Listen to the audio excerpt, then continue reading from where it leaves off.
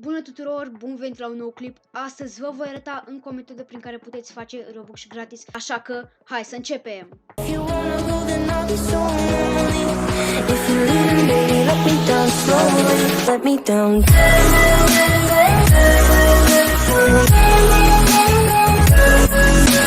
Bun, trebuie să intrați pe contul vostru de Roblox. Vă duceți aici sus, ștergeți chestia asta și puneți linkul din descriere. Deci aveți acest link în descriere. Și acum dați enter. Va spune welcome or free gen allows users to generate Robux. We recommend generating între 1000 și 20.000.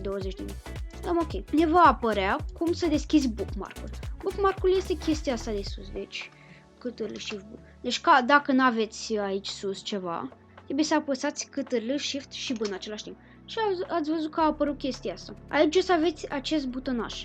Țineți apăsat pe el și trageți până aici sus. Și acum a apărut chestia asta cu gen. Vă întoarceți înapoi pe contul vostru de Roblox și apăsați pe gen. Iar acum vă va apărea să băgați câți Robux vreți. Aveți aici acest K, să nu ștergeți acest K, deci puneți, înlocuiți doar aici cu câți Robux vreți. Eu vreau 10.000, iar acum avem 10.000 de Robux în contul nostru. Apăsăm ok. Iar acum putem vedea că avem 10.000 de Robux. Sper că v-a fost de folos acest videoclip. Eu sunt Stănescu Show și noi ne revedem data viitoare. Pa, pa!